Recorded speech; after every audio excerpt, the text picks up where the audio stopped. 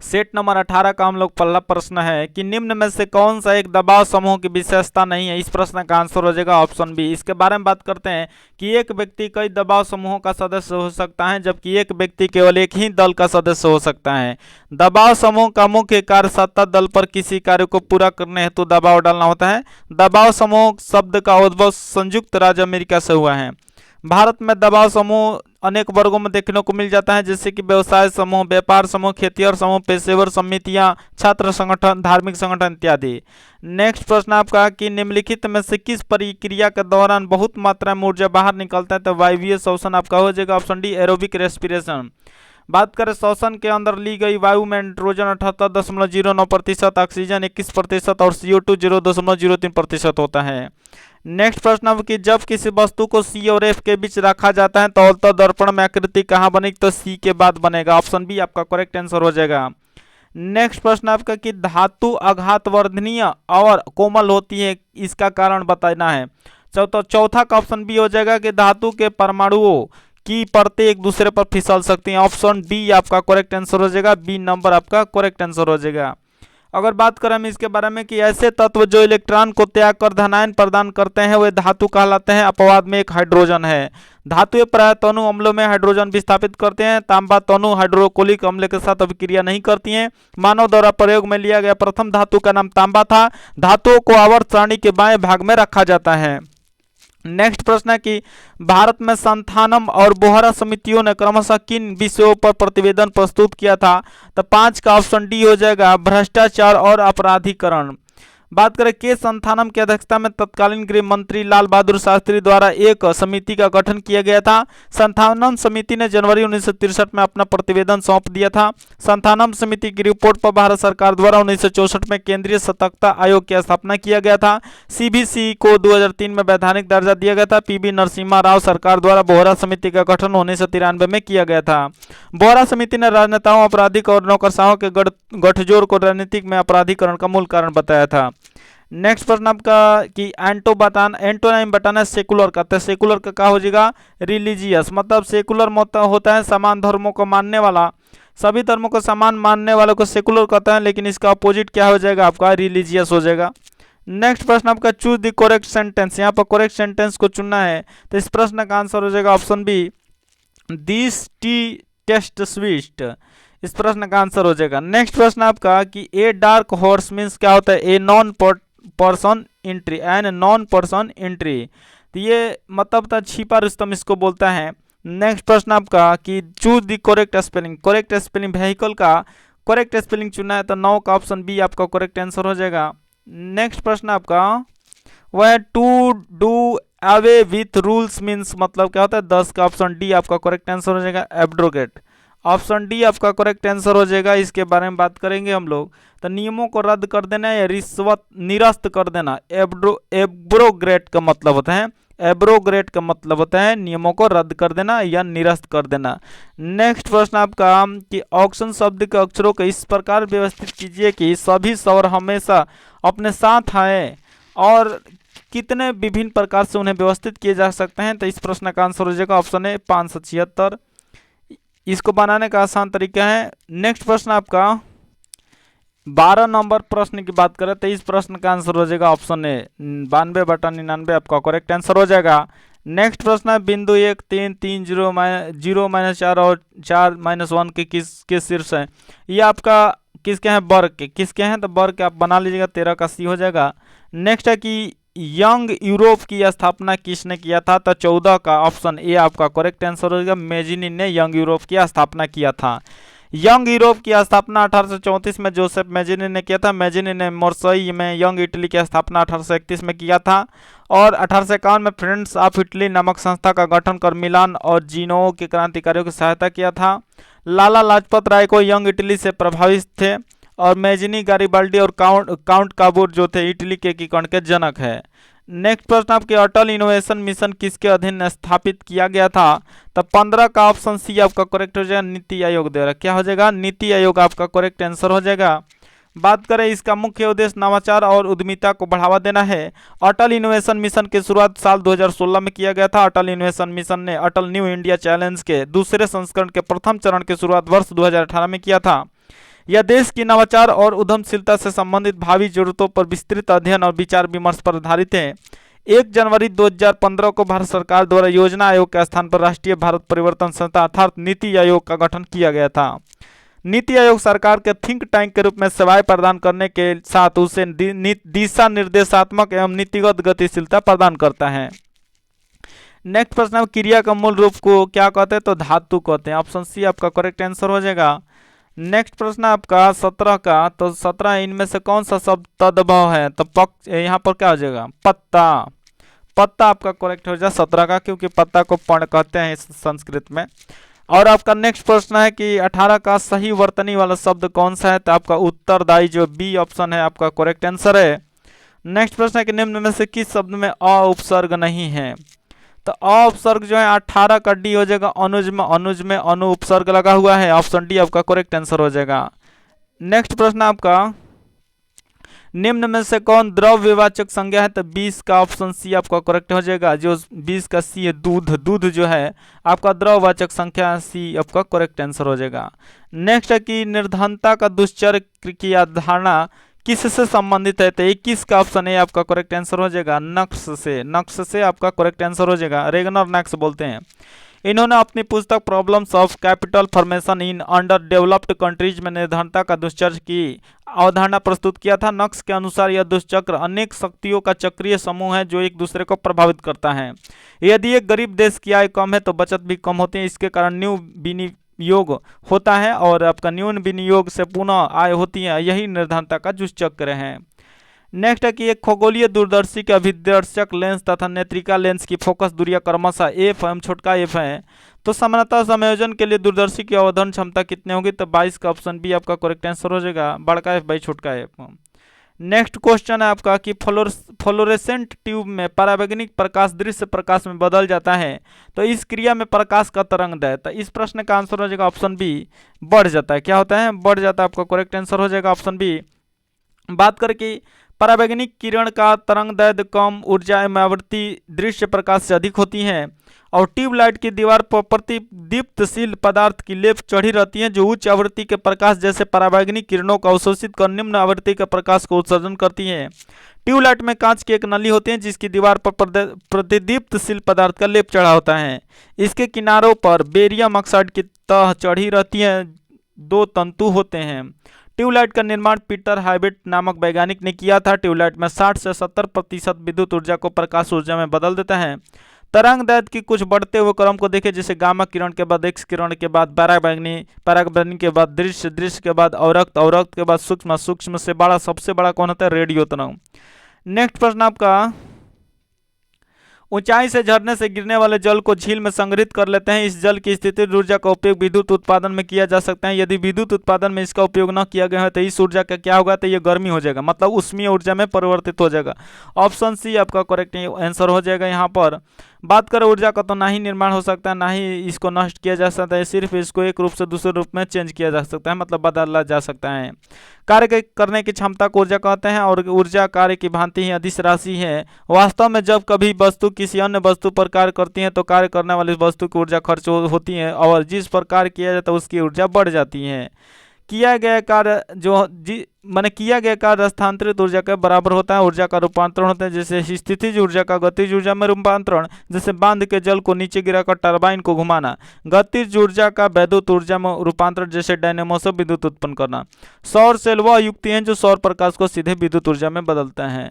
Next है कि 2 पिंडों के बीच की दूरी 2 गुनी कर दी जाए तो उनके बीच गुरुत्वाकर्षण बल कितना हो जाएगा? प्रारंभिक मान का, तो 25 का ऑप्शन डी हो जाएगा। घटकर 1/4 हो जाएगा। बात खत्म है। नेक्स्ट अब इसके बारे में बात करें, गुरुत्वाकर्षण का नियम न्यूटन ने अपनी किताब प्रिंसिपिया में 1687 में दिया था। गुरुत्वाकर्षण नियतांक का मान 6.673 × 10⁻11 न्यूटन मीटर स्क्वायर प्रति किलोग्राम x² होता है।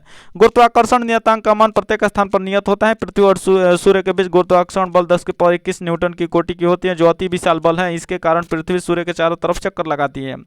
गुरुत्वाकर्षण बल केवल आकर्षण प्रकृति का होता है। यह बल अनंत दूरी तथा न्यूनतम दूरी दोनों के बीच लगता है। नेक्स्ट है, यदि एक पृष्ठ पर कार्य करने वाले बल को 2 गुना तथा पृष्ठ के क्षेत्रफल को आधा कर दे तो दबाव क्या हो जाएगा? तो 26 का ऑप्शन ए हो जाएगा, 4 गुना हो जाएगा। क्या हो जाएगा? 4 गुना। ऑप्शन सही है। दाब का मान पृष्ठ क्षेत्रफल के बढ़ने से घटता है और पृष्ठ क्षेत्रफल के घटने से दाब बढ़ जाता है, जिससे कील नुकीली तथा सुई नुकीली बनाई जाती हैं। जल की गहराई में जाने पर दाब का मान बढ़ता है। पहाड़ की ऊंचाई पर जाने पर दाब का मान जो होता है घटता है। दाब के बढ़ने से क्वथनांक का मान बढ़ जाता है तथा घटने से घट जाता है। नेक्स्ट प्रश्न आपका कि वायुमंडल के दाब पर हीलियम को एक दबाकर उसका आयतन आधा कर दिया जाता है तो उसका दाब क्या होगा? तो इस प्रश्न का आंसर हो जाएगा ऑप्शन ए 2 वायुमंडल होगा। कितना होगा? 2 वायुमंडल आपका करेक्ट आंसर है। नेक्स्ट है किसी भौतिक राशि को मापकर इसे एनयू में बदला जाता है जहां एन संख्यात्मक का मान तथा यू मात्रक है, इसका सही संबंध क्या होगा? अगर हम इस प्रश्न की बात करें तो इस प्रश्न का आंसर हो जाएगा ऑप्शन डी, ये वाला आपका आंसर सही हो जाएगा। नेक्स्ट प्रश्न आपका कि 5 न्यूटन तथा 10 न्यूटन का परिणामी बल नहीं हो सकता, तो इस प्रश्न का आंसर हो जाएगा ऑप्शन सी 4 न्यूटन। 4 न्यूटन जैसे में 5 और 10 को जोड़ेगा तो 15 न्यूटन हो जाएगा, माने मैक्सिमम हो जाएगा।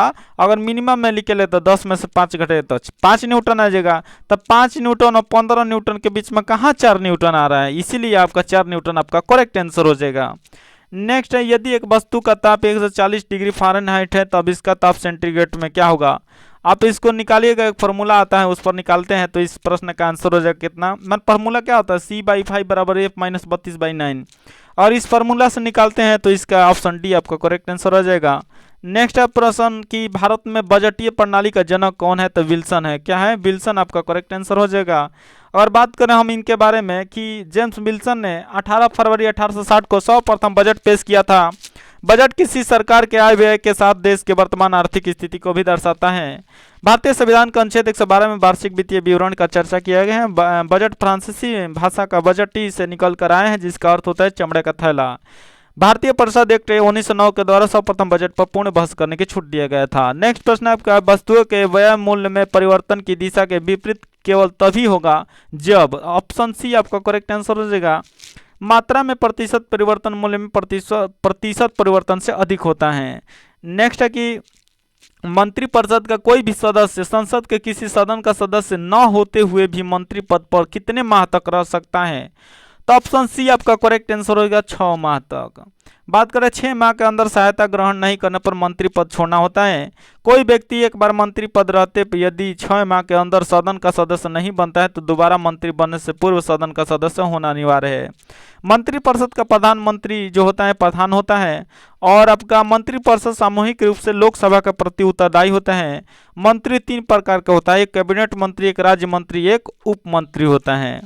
नेक्स्ट प्रश्न है कि भारत के उन राष्ट्रपतियों का नाम बताएं जो निर्विरोध रूप से निर्वाचित हुए थे। तो doctor S Radhakrishna, M Hidayatullah और शंकर दयाल शर्मा आपका ऑप्शन ए आपका करेक्ट आंसर हो जाएगा। और बात करें इन लोगों के बारे में, संविधान का अनुच्छेद 63 के अनुसार भारत में उपराष्ट्रपति पद का सृजन किया गया है और संविधान में उपराष्ट्रपति से संबंधित प्रावधान अमेरिका के संविधान से लिया गया है।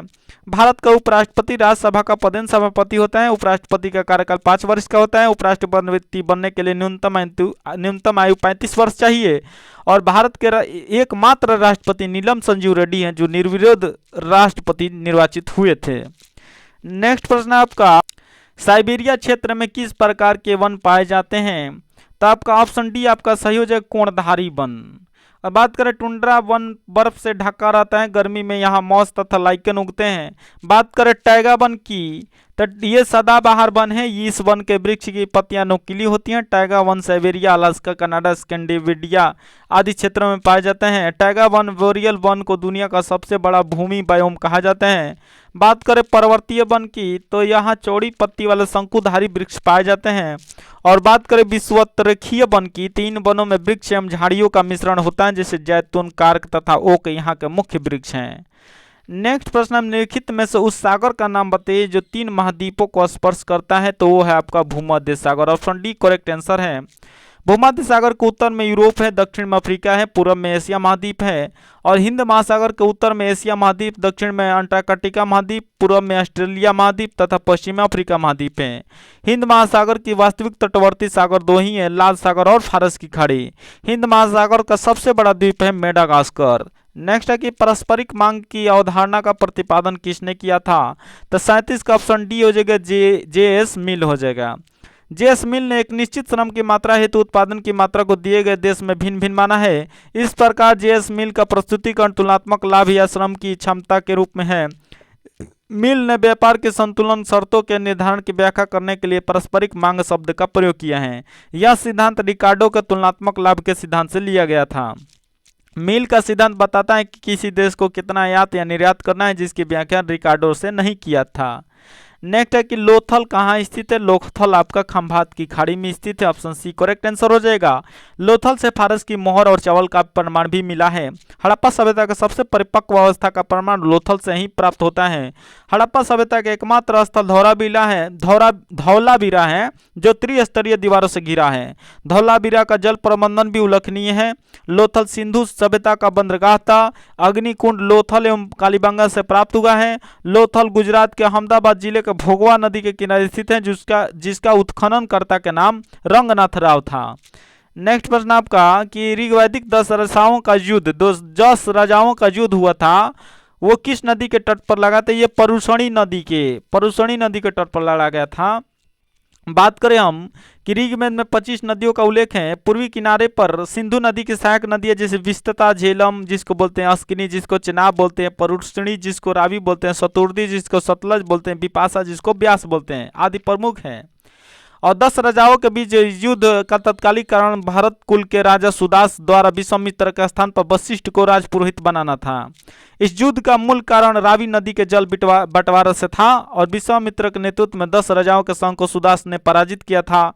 बिपाशा नदी के तट पर इंद्र ने उषा को पराजित किया था। ऋग्वेद में सरस्वती नदी को सबसे पवित्र नदी का दर्जा दिया गया है। नेक्स्ट है कि गिफिन वस्तुओं के लिए एंजिल वर्ग का मान क्या होता है। तो 40 का ऑप्शन ए हो जाएगा, ऋणात्मक ढाल। ऑप्शन ए आपका करेक्ट आंसर हो जाएगा।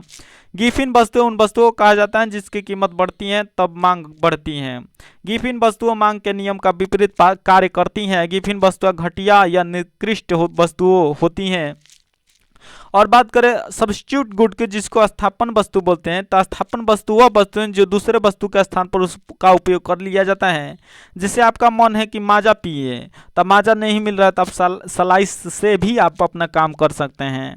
नेक्स्ट प्रश्न आपका कि एलोरा स्थित शैव कैलाश मंदिर का निर्माण किसने करवाया था। ये आपका राष्ट्रकूटों ने कराया था। कौन कराया था? राष्ट्रकूटों। ऑप्शन सी आपका करेक्ट आंसर हो जाएगा। एलोरा के प्रसिद्ध कैलाश मंदिर का निर्माण कृष्ण प्रथम ने करवाया था। भारत का सबसे बड़ा गुफा मंदिर एलोरा का कैलाश मंदिर है और कांची का कैलाश मंदिर का निर्माण नरसिंह वर्मन द्वितीय ने करवाया था। भारत में मंदिर निर्माण की 3 प्रमुख शैलियाँ विख्यात है। नागर शैली उत्तर भारत में, बेसर शैली मध्य भारत में, द्रविड़ शैली दक्षिण भारत में।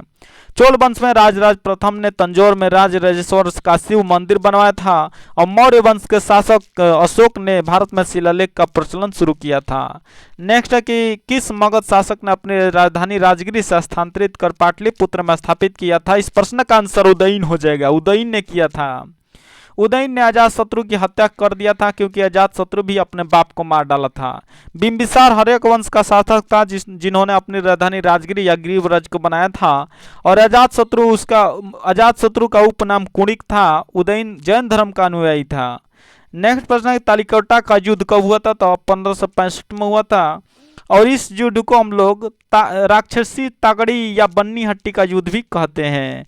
बहमानी यह युद्ध 23 जनवरी 1565 को विजयनगर और बहमानी राज्यों के बीच हुआ था। बहमानी राज्यों में बरार को छोड़कर बीजापुर, अहमदाबाद, गोलकुंडा और बीदर के संयुक्त सेना ने इस युद्ध में भाग लिया था। तालिकोटा के युद्ध में विजयनगर का नेतृत्व राम राय कर रहा था। तालिकोटा युद्ध में विजयनगर का पतन हो गया था। तालिकोटा युद्ध के बाद राजा सदाशिव के तिरुमल के सहयोग से पेनुकांडा की राजधानी बनाकर शासन आरंभ कर दिया था 1670 ईस्वी तक। नेक्स्ट है कि निम्नलिखित ये बात कर ले हम लोग 1526 में पानीपत का प्रथम युद्ध हुआ था। 1576 में आपका हल्दी घाटी का युद्ध हुआ था। नेक्स्ट प्रश्न आपका निम्न में से कौन चमकीला अधातु है। तो अधातु की बात करें यहाँ पर आयोडीन हो जाएगा। आयोडीन का रंग आप जानते हैं कि नीला होता है, बैंगनी होता है कि नीला होता है। बात करें हम आयोडीन एक ठोस धातु है या बैंगनी रंग का होता है, बैंगनी रंग का आयोडीन वाला, तथा इसमें धातुई चमक पाई जाती है। और बात करें हम लोग मानव शरीर में आयोडीन थायराइड ग्रंथि में थायरॉक्सिन नामक कार्बनिक यौगिक के रूप में पाया जाता है। अधातुएं सामान्यतः चमकहीन होती हैं परंतु आयोडीन अधातु होते हुए भी चमकीला होता है।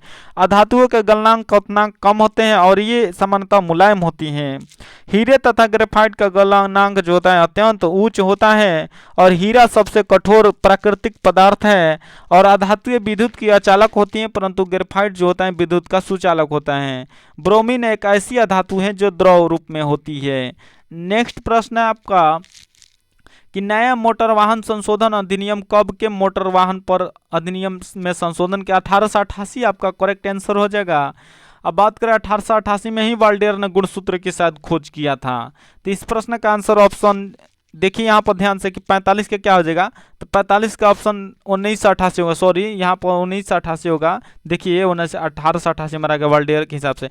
यहाँ पर देखिए 1988 आपका करेक्ट आंसर हो जाएगा। नए मोटर वाहन संशोधन अधिनियम कब के मोटर वाहन अधिनियम में संशोधन है, तो 1988 आपका करेक्ट आंसर हो जाएगा।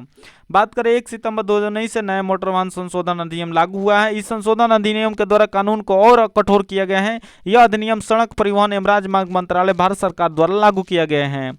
नेक्स्ट प्रश्न है कि ईस्ट इंडिया कंपनी और बंगाल के नवाब के बीच जब प्लासी का युद्ध हुआ था तो उस समय मुगल सम्राट आलमगीर द्वितीय था। ऑप्शन बी आपका करेक्ट आंसर हो जाएगा। आलमगीर द्वितीय का शासनकाल 1754 से 1759 तक था। मोहम्मद शाह को रंगीला बादशाह कहा जाता है। तख्ते ताउस पर बैठने वाला अंतिम मुगल शासक मोहम्मद शाह था और शाह आलम द्वितीय के शासनकाल में अंग्रेजों ने दिल्ली पर कब्जा कर लिया था और प्लासी का युद्ध 23 जून 1757 को ईस्ट अंग्रेजी सेनापति रॉबर्ट क्लाइव तथा बंगाल के नवाब सिराजुद्दौला के बीच हुआ था। अहमद शाह अब्दाली का वास्तविक नाम अहमद खान था। इन्होंने भारत पर लगभग 8 बार आक्रमण किया था 1748 से 1767-68 में। नेक्स्ट प्रश्न आपका किस गवर्नर जनरल के कार्यकाल के दौरान कलकत्ता में विक्टोरिया मेमोरियल हॉल का निर्माण प्रस्ताव 1901 में रखा गया? तो इस प्रश्न का आंसर हो जाएगा ऑप्शन बी लॉर्ड कॉर्जन के समय। बात करें 22 जनवरी 1901 ईस्वी में महारानी विक्टोरिया की मृत्यु हो गई थी। विक्टोरिया मेमोरियल का निर्माण 1906 से 1912 के मध्य हुआ था। लॉर्ड कर्जन के काल में बंगाल का विभाजन हुआ था। लॉर्ड एलिंगन प्रथम ने बहावी आंदोलन का दमन किया था और लॉर्ड कर्जन के कार्यकाल में सर एंटीमनी मैकडॉनल्ड की अध्यक्षता में एक अकाल आयोग का गठन किया गया था। लॉर्ड मिंटो के कार्यकाल में राजा रणजीत सिंह और तथा अंग्रेजों के बीच अमृतसर की संधि हुई थी और लॉर्ड हार्डिंग प्रथम के कार्यकाल में प्रथम आंग्ल सिख युद्ध हुआ था तथा नर बलि प्रथा पर प्रतिबंध लगाया था। नेक्स्ट प्रश्न आपका कि गांधी जी के नाम के पहले महात्मा जोड़ा गया था? तो इस प्रश्न का आंसर हो जाएगा ऑप्शन ए चंपारण सत्याग्रह के दौरान। बात करें हम लोग इसके बारे में तो गांधी जी को रविन्द्रनाथ टैगोर ने सर्वप्रथम महात्मा कहा था। महात्मा गांधी को सर्वप्रथम राष्ट्रपिता सुभाष चंद्र बोस ने कहा था। महात्मा गांधी ने कैसर हिंद की उपाधि असहयोग आंदोलन के दौरान लौटा दिया था। महात्मा गांधी ने रविन्द्रनाथ टैगोर को गुरुदेव की उपाधि दिया था। डॉक्टर राजेंद्र प्रसाद को महात्मा गांधी ने आजाद शत्रु की उपाधि दिया था। अब ब्रिटिश सरकार ने महात्मा गांधी को कैसर हिंद की उपाधि दिया था। नेक्स्ट प्रश्न आपका इसके बारे में बात करें हम नेक्स्ट प्रश्न की दक्षिण पूर्व एशिया का एकमात्र भू अवेष्टित देश का नाम बताना है तो ऑप्शन ए हो जाएगा लाओस। क्या नाम है? लाओस नाम है। लाओस की राजधानी वियंतियान एवं मुद्रा न्यू की पलाहो और भू अवेष्टित देश वह देश है जिसकी सीमा समुद्र तट रेखा से नहीं जुड़ता है। सबसे बड़ा भू अवेष्टित देश का नाम कजाकिस्तान है। दोहरे भू अवेष्टित देश लिechtenstein और उज्बेकिस्तान है। एशिया का स्थल रुद्ध देश की बात करें तो वो है Laos, Turkmenistan, Afghanistan, Nepal, Bhutan, Mongolia, Kazakhstan, Uzbekistan, Kyrgyzstan, Kazakhstan और अजरबैजान। दक्षिण अमेरिका में केवल बोलीविया और पराग्वे लैंडलॉक्ड देश हैं। नेक्स्ट है कि ध्रुवीय क्षेत्रों में चलने वाले अति प्रबल एवं बर्फीले पवनों को क्या कहा जाता है? तो यहाँ पर बर्फीली पवन आपका करेक्ट आंसर हो जाएगा। ऑप्शन सी आपका करेक्ट आंसर है। उच्च दाब पेटियों से उप ध्रुवीय निम्न वायुदाब की पेटियों की ओर प्रवाहित पवन को ध्रुवीय पवन कहा जाता है। चिनूक संयुक्त राज्य अमेरिका और कनाडा में रॉकी पर्वत श्रेणी के पूर्वी ढाल के साथ चलने वाला गर्म हवा है। हरमटन पवन जो है सहारा रेगिस्तान से उत्तर पूर्व दिशा में चलने वाली गर्म एवं शुष्क हवा है। गिनी तट पर इसे डॉक्टर हवा कहा जाता है। सिराको जो है पवन जो सहारा मरुस्थल से भूमध्य सागर की ओर बहने वाला गर्म हवा है और जो सिमूम है वो पवन अरब रेगिस्तान में बहने वाली गर्म एवं शुष्क हवा है। नेक्स्ट प्रश्न आपका कि निम्नलिखित में से कौन सी गैस हवा से हल्की होती है? 51 का बी हो जाएगा हाइड्रोजन गैस हवा से हल्की होती है। बात करें इसका घनत्व वायु के घनत्व के 1/4 होता है। यह रंगहीन गंधहीन स्वादहीन होता है। सभी गैसों में इसका घनत्व न्यूनतम होता है। यह एक ज्वलनशील गैस है। धातुओं पर जल की क्रिया उदासीनीकरण अभिक्रिया जल के विद्युत अपघटन इत्यादि से हाइड्रोजन गैस प्राप्त की जा सकती है। व्यापारिक स्तर पर तप्त लोहे पर भाप एवं जल गैस या कोक हाइड्रोकार्बन पर भाप की क्रिया या जल के विद्युत अपघटन से हाइड्रोजन गैस प्राप्त की जाती है। और रेडान की बात करें तो ये वायुमंडल में नहीं पाए जाते हैं क्योंकि ये सबसे भारी गैस है। अब बात करें हीलियम की तो हीलियम जो आपका देखिए परमाणु संख्या 2 होता है। नेक्स्ट प्रश्न आपका कैक्टस में पाए जाने वाला कंटक होता है? तो इस प्रश्न का आंसर हो जाएगा ऑप्शन सी, रूपांतरित पत्तियां। कैक्टस में पाए जाने वाला कंटक रूपांतरित पत्तियां होता है। कैक्टस में तना हरा, चपटा तथा कभी कभी गोल होता है। यह जीरोफाइटिक लक्षण प्रदर्शित करता है। कैक्टस वायवीय तना का एक रूप होता है। नेक्स्ट है कि सदाबहार वन कहाँ पाए जाते हैं? तो सदाबहार बहार जो है आपका वन आपका कहाँ पाए जाते हैं? तो ये आपका विषुवतीय क्षेत्र में पाए जाते हैं। ऑप्शन ए आपका करेक्ट आंसर हो जाएगा। विषुवतीय क्षेत्र का विस्तार मुख्यतः 10 डिग्री उत्तरी तथा 10 डिग्री दक्षिणी अक्षांशों के बीच मिल जाता है। इसमें पाए जाने वाले जो वन के पेड़ है कठोर लकड़ी वाले तथा सदापर्णी होते हैं। प्रमुख पेड़ जैसे महोगनी, रोजवुड, अबनुस, रबड़ इत्यादि हैं। मानसूनी वन में वृक्षों के नीचे झाड़ियों एवं घासों के घने झुंड पाए जाते हैं। इनमें बहुमूल्य वृक्ष पाए जाते हैं, साल, सागौन, शीशम, बांस, खड़, महुआ, आम, जामुन इत्यादि मानसूनी वन में। भूमध्य सागरीय वन के प्रमुख पेड़ों का नाम सनोवर, बलूत, ओक, कार्क, जैतून इत्यादि हैं। पर्णपाती वनों का प्रमुख पेड़ जैसे मैपिल हो गया, आपका एस हो गया, एलम हो गया, अखरोट, चिंकुरी इत्यादि। बात करें हम लोग नेक्स्ट प्रश्न की, निम्न में से कौन सी एक गैस जो एक परमाणुविक होती है? तो एक परमाणुविक आपकी ऑप्शन ए जो रेडान, रेडान जो है एक परमाणुविक गैस है। और बात करें रेडान जो है ये आपका अक्रिय गैस का उदाहरण है। रेडान को छोड़कर अन्य सभी उत्कृष्ट गैसें वायुमंडल में पाई जाती हैं और रासायनिक अक्रियता के कारण इन्हें प्राप्त करना दुर्लभ होता है और इन्हें दुर्लभ गैस भी कहा जाता है। बात करें आवर्त सारणी के समूह 18 में रखे गए तत्वों को उत्कृष्ट गैस, नोबल गैस, जीरो नट गैस आदि इत्यादि नामों से जाना जाता है। और यह है helium, neon, argon, krypton, xenon, radon उत्कृष्ट गैस का उदाहरण है। नेक्स्ट है पाक जल संधि कहाँ स्थित है? पाक जल संधि भारत और श्रीलंका के बीच स्थित है। 55 का सी ऑप्शन सही है। पाक जल संधि मन्नार की खाड़ी, बंगाल की खाड़ी को जोड़ती है। डोवर जल संधि इंग्लिश चैनल तथा उत्तरी सागर को जोड़ती है। पाक जल संधि भारत और श्रीलंका से अलग करता है। सुमात्रा द्वीप जो है भारत को इंडोनेशिया से अलग करता है। और आपका भारत के ग्रेट निकोबार द्वीप को ग्रेट चैनल अलग करता है। मालदीव लक्षद्वीप के दक्षिणी भाग में स्थित है। नेक्स्ट है कि स्टोरेज बैटरी में कौन सी धातु प्रयुक्त होती है? आपका लेड प्रयुक्त होता है। ऑप्शन सी आपका करेक्ट आंसर है। प्राथमिक सेल रासायनिक ऊर्जा को सीधे विद्युत ऊर्जा में परिवर्तित करते हैं। टॉर्च में प्राथमिक सेल का उपयोग होता है। विद्युतीयक सेल पहले विद्युत ऊर्जा को रासायनिक ऊर्जा में, फिर रासायनिक ऊर्जा को विद्युत ऊर्जा में चेंज करता है। इसका उपयोग मोटर, कारों, ट्रकों, ट्रैक्टरों इत्यादि में किया जाता है। लेकलांसे सेल का उपयोग विद्युत घंटी, टेलीफोन आदि में किया जाता है। शुष्क सेल का उपयोग आपका टार्च, ट्रांजिस्टर, रेडियो आदि में किया जाता है।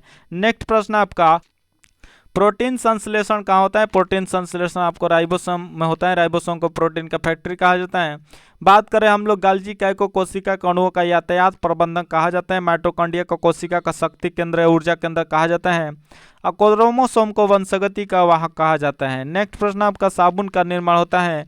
तो 58 का ऑप्शन सी जो होगा, ए और बी दोनों जगह वनस्पति तेल और जंतु चर्बी से।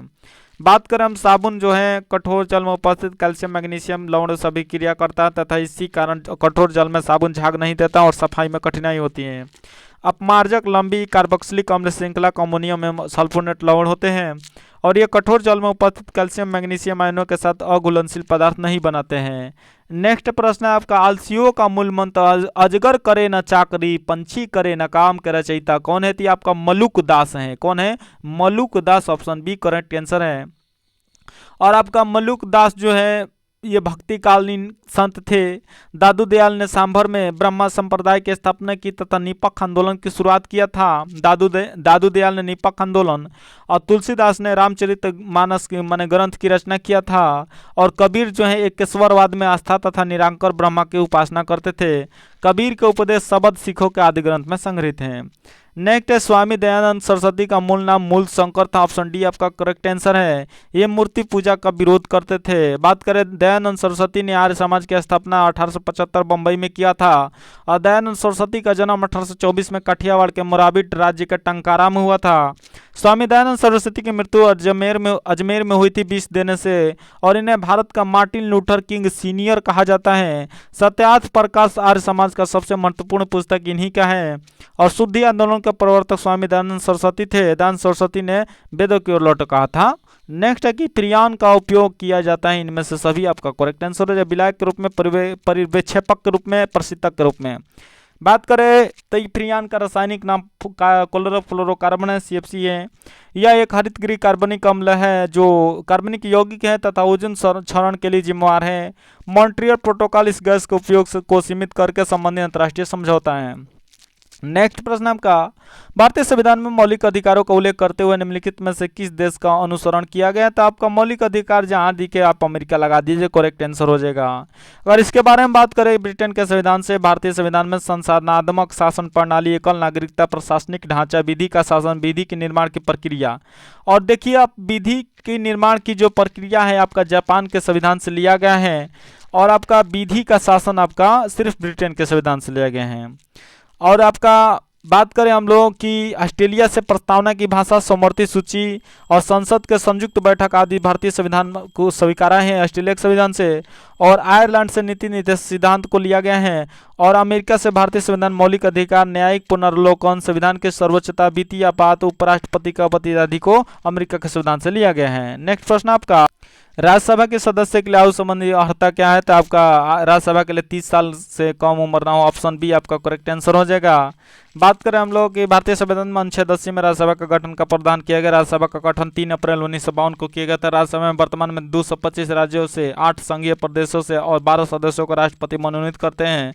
राज्यसभा के सदस्यों की अधिक से अधिक संख्या 250 हो सकती है। राज्यसभा एक अस्थायी सदन है जो कभी भंग नहीं हो सकती। राज्यसभा को उच्च सदन कहा जाता है। उपराष्ट्रपति राज्यसभा का पदेन सभापति होता है। और बात करें हम लोग नेक्स्ट प्रश्न की, तो है राष्ट्रपति लोकसभा का कार्यकाल पूरा करने से पूर्व भंग कर सकता है। ये प्रधानमंत्री का सलाह से, प्रधानमंत्री जिसमें रहता है उसी छिपा में छेद करने की सोच रहा है। ये प्रधानमंत्री जो है लोकसभा के प्रति उत्तरदायी होता है। और देखिए लोकसभा को ही भंग करने के यहाँ पर प्रश्न पूछा जा रहा है, तो यह प्रधानमंत्री की सलाह पर ही लोकसभा भंग हो सकता है, ये राष्ट्रपति करेंगे।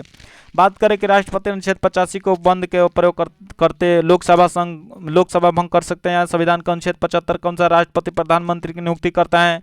चौधरी चरण सिंह एकमात्र ऐसे प्रधानमंत्री रहे थे जो कभी लोकसभा में उपस्थित नहीं होते। विश्वास मत प्राप्त करने से पहले त्याग पत्र देने वाले प्रधानमंत्री के नाम विश्वनाथ प्रताप सिंह थे। सबसे कम दिन प्रधानमंत्री का कार्यभार संभालने वाले प्रधानमंत्री अटल बिहारी वाजपेयी थे, मात्र 13 दिनों के लिए प्रधानमंत्री पद पर रहे थे। नेक्स्ट प्रश्न आपका, निम्नलिखित में से किस समिति में लोकसभा के 15 एवं राज्यसभा के 7 सदस्य होते हैं? ये इनमें से सभी हो जाएगा, क्योंकि सभी में 15 लोकसभा से रहते हैं और 7 आपका राज्यसभा से रहते हैं। नेक्स्ट प्रश्न आपका, गवर्नर द्वारा जारी किया गया अध्यादेश किसके द्वारा मंजूर किया जाता है? तो आपका विधानमंडल आपका करेक्ट आंसर हो जाएगा, 66 का सी हो जाएगा। राज्यपाल का अध्यादेश सत्र प्रारंभ होने के 6 सप्ताह के भीतर विधानमंडल द्वारा स्वीकृत होना आवश्यक है, अन्यथा अध्यादेश की वैधता समाप्त हो जाएगी।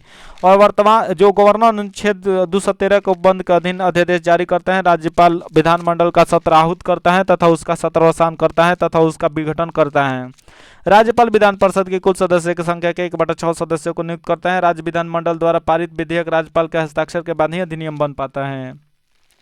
नेक्स्ट प्रश्न, आप निम्नलिखित में से वह वर्ग कौन है जिसको मुद्रास्फीति के कारण सबसे अधिक हानि होती है? तो हानि जो देने वाला होता है, देनदार, उसी को हानि होता है। ऑप्शन ए आपका करेक्ट आंसर है। जिसके बारे में बात कर लेते हैं, मुद्रास्फीति में मुद्रा का मूल्य गिर जाता है और वस्तु एवं सेवाओं का मूल्य बढ़ जाता है। मुद्रास्फीति से ऋणदाता देनदार को हानि होती है और ऋणी लेने वालों को लाभ होता है। निश्चित आय वर्ग वाले व्यक्तियों को भी मुद्रास्फीति से हानि उठाना पड़ता है। बचत पर भी मुद्रास्फीति का प्रतिकूल प्रभाव पड़ता है। किसान वर्ग, उत्पादक वर्ग को मुद्रास्फीति से लाभ पहुंचता है। आर्थिक दृष्टि से सीमित एवं नियंत्रित मुद्रास्फीति अल्प विकसित या विकासशील अर्थव्यवस्था के लिए लाभदायक होता है। मुद्रास्फीति का अस्थायी तौर पर नियंत्रित करने के लिए मुद्रा आपूर्ति कमी का प्रयोग किया जाता है। नेक्स्ट प्रश्न आपका, दलाल स्ट्रीट कहाँ है? दलाल स्ट्रीट आपका मुंबई में स्थित। ये एनटीपीसी CBT 1 में क्वेश्चन पूछ दिया था। तो दलाल स्ट्रीट मुंबई के शेयर बाजार को कहते हैं। यह आपका दलाल स्ट्रीट न्यूयॉर्क का शेयर बाजार। ये आपका वॉल स्ट्रीट किस कहाँ का जो शेयर बाजार है? तो वॉल स्ट्रीट आपका न्यूयॉर्क का शेयर बाजार है और न्यूयॉर्क स्टॉक एक्सचेंज विश्व का सबसे बड़ा शेयर बाजार है। BSE की स्थापना जो BSE बॉम्बे स्टॉक एक्सचेंज, इसकी स्थापना 1875 में हुआ था और नेशनल स्टॉक एक्सचेंज की स्थापना NSE की स्थापना 1992 में किया गया था। भारत में सेबी शेयर बाजार का सर्वोच्च संस्था है जिसकी स्थापना 12 अप्रैल 1988 को हुआ था और 30 जनवरी 1992 का वैधानिक रूप दिया गया था। नेक्स्ट प्रश्न है भैया मैथ का प्रश्न आ गया। इस प्रश्न का आंसर कर लीजिए, माध्य ज्ञात करना, तो इस प्रश्न का आंसर ऑप्शन सी हो जाएगा 2.1। नेक्स्ट है कि यदि कंचा कंची वाला है, ये रेशियो का मान से है, जैसे 15 8 को जोड़ लिए तो 23 आ जाएगा, 15 23 न होता है, तो 23 यूनिट का वैल्यू आपका 575 है, 1 यूनिट का वैल्यू निकलिएगा जितना आएगा। उससे किसको पूछ रहा है, अनीस के बनो, तो अनीस वाला कौन, अनीस वाला 8 है, 8 से गुणा करा दीजिएगा, आंसर आ जाएगा। तो 70 का ऑप्शन सी आपका करेक्ट आंसर है, 200 निकल कर आ जाएगा। नेक्स्ट प्रश्न आपका, एक त्रिभुज जिसकी भुजा की लंबाई 7 24 25 है कि अंतर्वृत्त की त्रिज्या ज्ञात करना है। तो अंतर्वृत्त की त्रिज्या भी आसान है, कैसे ज्ञात करेंगे, ये 7 24 25 आपका ट्रिपलेट है, तो आपका क्या हो जाए, यहाँ पर देखिए कि लंब और आधार को जोड़ दीजिए और आपका जो कर्ण है उसको घटा दीजिए, बटा में 2 से भाग दे दीजिए, आपका करेक्ट आंसर निकल कर आ जाएगा। तो 71 का ऑप्शन सी आपका करेक्ट आंसर 3 सेंटीमीटर हो जाएगा। नेक्स्ट प्रश्न आपकी, यदि एक वस्तु को 13% हानि 14% लाभ मिलता है तो दोनों मूल्यों के बीच अंतर 162 होता है, वस्तु का क्रय मूल्य बताना है। तो 13 14 कितना होता है, 13 14 27%, 27% का वैल्यू आपका 162 है, आपका 100% का वैल्यू निकालना है, 72 का कितना हो जाएगा, तो 72 का आपका डी हो जाएगा, ऑप्शन 600 रुपया आपका करेक्ट आंसर निकल कर आ जाएगा। यहाँ पर देखिए, यहाँ पर मान दे रहे थे, यहाँ पर निकल जाएगा 73 का ऑप्शन डी आपका करेक्ट आंसर है, -1 आ जाएगा। नेक्स्ट है कि यहाँ पर खुद ही सोचिए, tan square theta minus 1/cos square theta का मान sec स्क्वायर थीटा होता है, तो tan square theta minus sec square theta बराबर 1 मत कह दीजिए, कैसे कि होता है sec square theta minus tan square theta बराबर 1, तो आप उल्टा सीधे कर दीजिए, तो tan square theta minus cos square sec square theta बराबर -1 आपका यहाँ पर करेक्ट आंसर हो जाएगा। नेक्स्ट है कि इसके बराबर यहाँ पर देखना है, इसको गुणा भाग करा दीजिएगा, आंसर आ जाएगा, मैंने गुणा कराना है, तो ऑप्शन सी हमको लगता है कि करेक्ट आंसर आ जाएगा। 74 के क्या हो जाए, 74 का आपका बी आ जाएगा, गुणा कराइएगा तो यहाँ पर बी ऑप्शन करेक्ट आंसर आ जाएगा। नेक्स्ट प्रश्न आपका 75 प्रश्न है, 75 का ऑप्शन बी आपका करेक्ट आंसर हो जाएगा। और बात करें हम लोग नेक्स्ट प्रश्न की, तो निम्न में से कौन सा समूहवाचक संज्ञा नहीं है, तो आपका दौड़ जो है समूहवाचक संज्ञा नहीं है। नेक्स्ट है कि वह आप ही चला गया, इनमें से आप सर्वनाम के किस भेद का उदाहरण था, आपका पुरुषवाचक है, ऑप्शन ए 77 का हो जाएगा। नेक्स्ट है कि उसने कटोरा भर दूध पिया, वाक्य में कौन सा अवय है, तो 78 का ऑप्शन सी आपका करेक्ट आंसर हो जाएगा, भर जो है अवय है। नेक्स्ट है कजाकिस्तान का स्थानांक एशियाई कुश्ती चैंपियनशिप 2023 में पुरुष की 57 किग्रा फ्री स्टाइल श्रेणी में स्वर्ण पदक किसने जीता, तो इस प्रश्न का आंसर हो जाएगा अमन शाह रावत, ऑप्शन बी आपका करेक्ट आंसर हो जाएगा।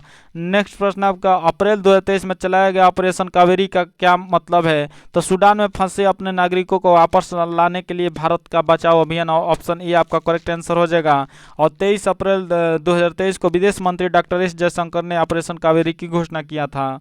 नेक्स्ट है कि विश्व पृथ्वी दिवस का मतलब 22 अप्रैल को पृथ्वी दिवस मनाते हैं, 22 मार्च को जल दिवस मनाते हैं, 22 मई को जैविक विविधता आयु माने जैव विविधता दिवस आपका 22 मई को मनाते हैं। नेक्स्ट प्रश्न आपका, तो वो है कि आपका निम्न में से कौन पादप वृद्धि निरोधक हार्मोन है, एफसीसी एसिड, मैंने ऑप्शन डी आपका करेक्ट आंसर हो जाएगा। और एफसीसी का मतलब पादप वृद्धि तथा पादप उपपचय निरोधक का काम करता है, यह कोशिका विभाजन को रोकता है, तो इसे वृद्धि निरोधक हार्मोन कहते हैं।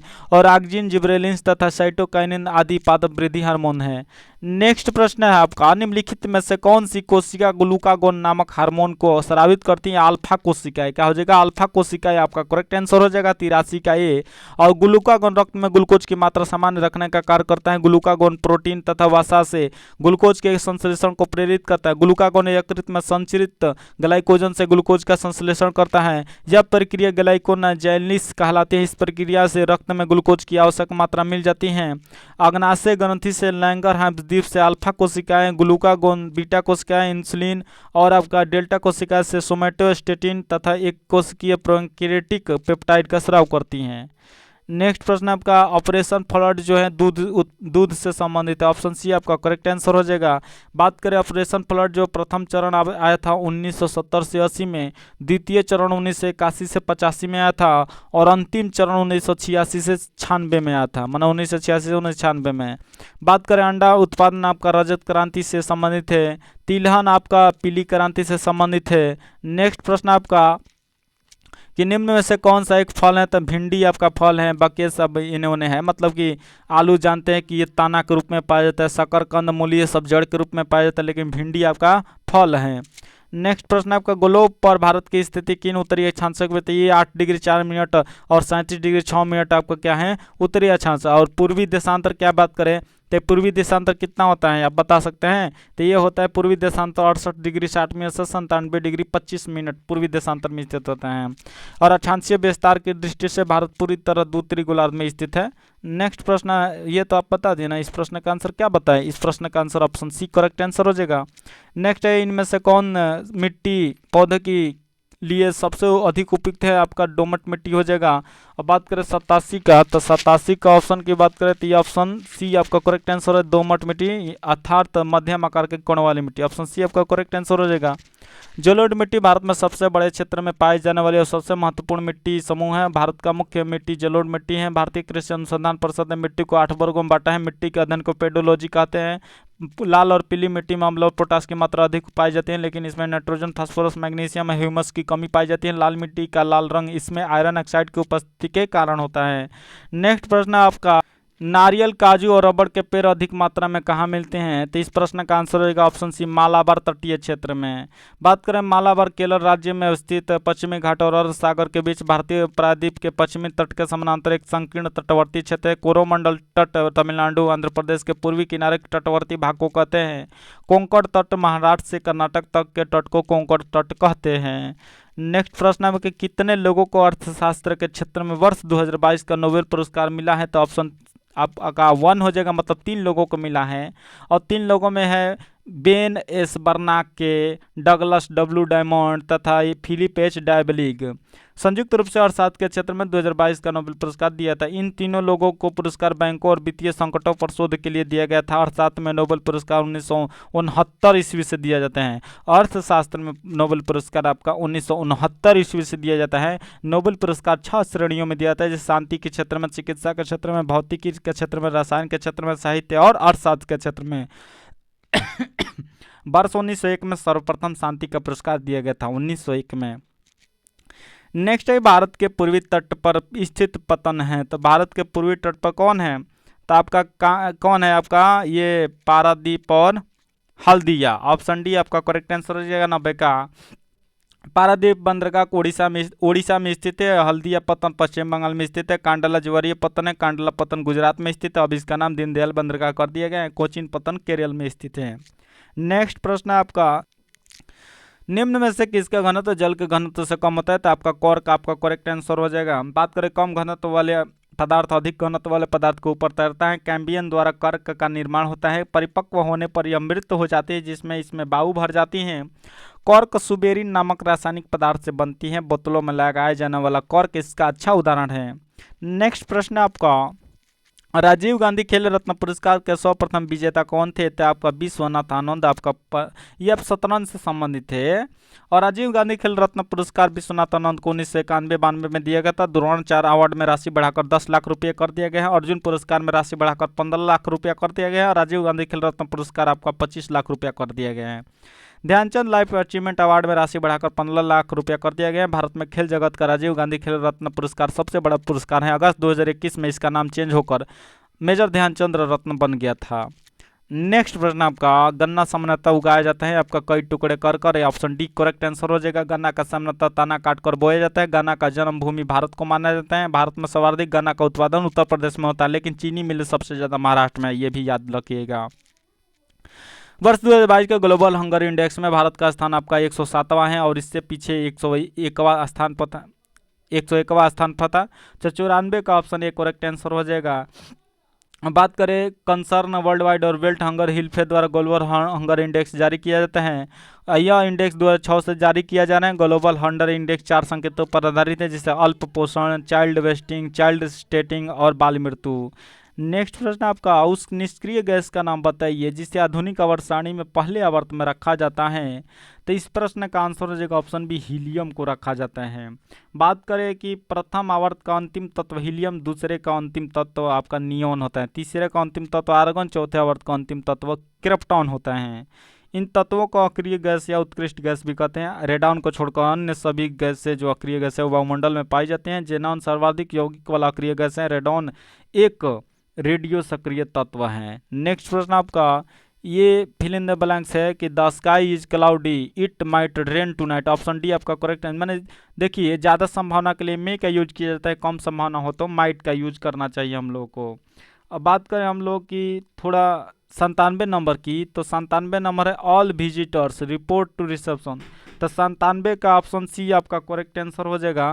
तो सी मतलब मस्ट हो जाएगा, यानी 97 all visitors must report to reception. 97 का ऑप्शन सी आपका करेक्ट आंसर हो जाएगा।